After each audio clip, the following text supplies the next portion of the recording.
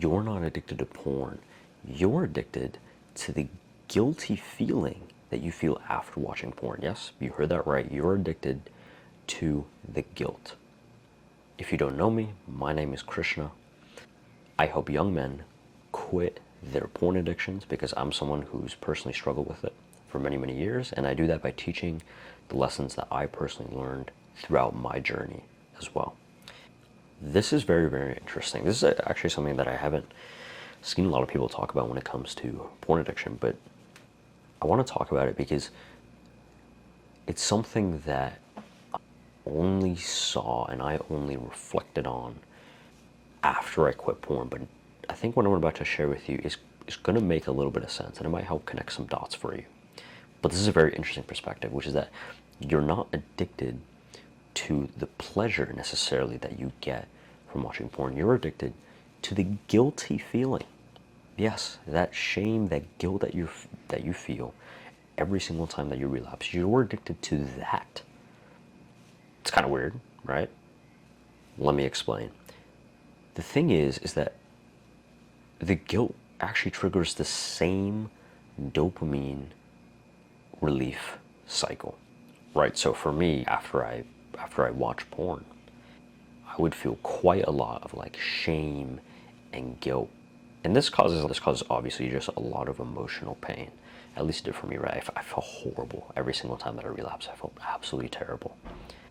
And so the pain increases stress hormones, cortisol, right? Which is the stress hormone at the end of the day. The brain seeks relief from that stress, right? Because we don't like to feel stress all the time. Like some moderate amounts of stress are good in the gym and stuff like that, fine.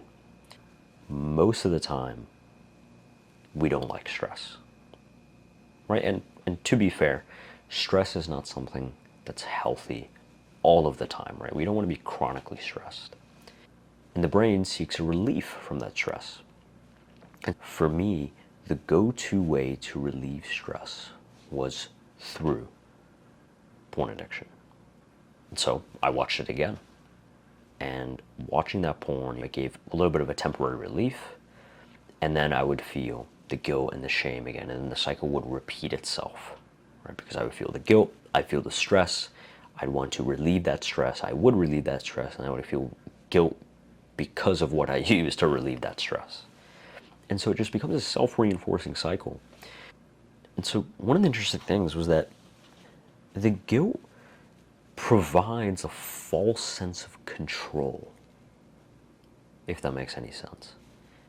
Because I feel a lot of people, they might feel the guilt and be, oh yeah, I'm actually consciously doing something about the problem.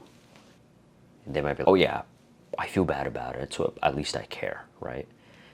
But the thing is that creates the illusion of effort. It doesn't actually do anything. If anything, it's just a net negative to your life. It's just a negative feeling. And so they think that the feeling guilty is a sort of sense of control, and that sense of control is a form of short-form comfort. And that comfort in and of itself becomes rewarding. And the thing is that guilt becomes familiar, and familiarity feels safe. For me, I grew up in a narcissistically abusive household, right? Narcissistic abuse is basically when a person that you know has narcissistic personality disorder, right? They have NPD. It's like a cluster B personality disorder. And so love was entirely conditional. Entirely conditional. Especially when you're dealing with narcissistic personality disorder. And so, when you grow up in an environment where love is conditional, and, you feel noticed when you were bad, or, when you might have failed, right? Because that's at least when they actually noticed you in some way. You might feel guilty for doing this bad thing. You might feel guilty for failing. I know I did. But at least that's when my caregivers gave me some attention. And so again, I'm not saying this for pity or anything like that. I'm just sharing my own story in hopes that it'll help you as well. And so what starts to happen is that your nervous system associates guilt and shame with the attention and the connection, right? This is only something that I figured out recently after just reflecting on the experience. But it makes sense. It does make a lot of sense. And so, in other words, the guilt in and of itself becomes a type of comfort zone. And so I think that healing and quitting this addiction, it comes to facing the guilt, right? It doesn't come from running away from it, but it comes from just feeling it and just sitting with that discomfort, right? Because just because you feel something doesn't mean that you need to act on it. And it doesn't mean that you need to change your behavior in a significant way because of that feeling. Now, if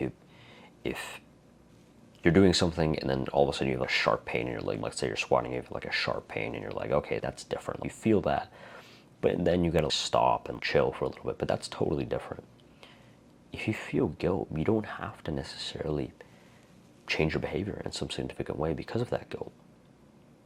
You can just feel it, and that's okay, right? And so your actionable step for this video is that after you slip up, after you relapse, after you make a mistake, be kind to yourself, be compassionate to yourself.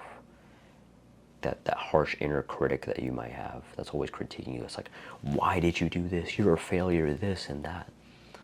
Practice just being a little bit more kind to yourself, just a little bit.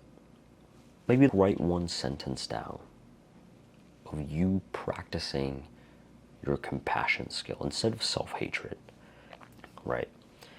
Because for me, the guilt and the shame that you feel, it can be used as a signal, right? It can be used as data to be like, okay, I might not be on the right path here if I feel this.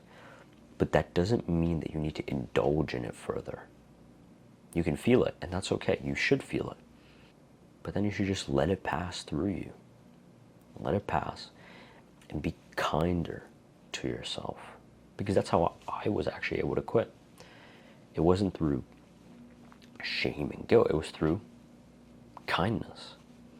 If you find that these 3 videos are helpful for you, you want to learn, when you want to go more in depth into the actual science behind this, and you want to learn the actual step-by-step system that you can use to quit porn, then you can click the link in the description down below.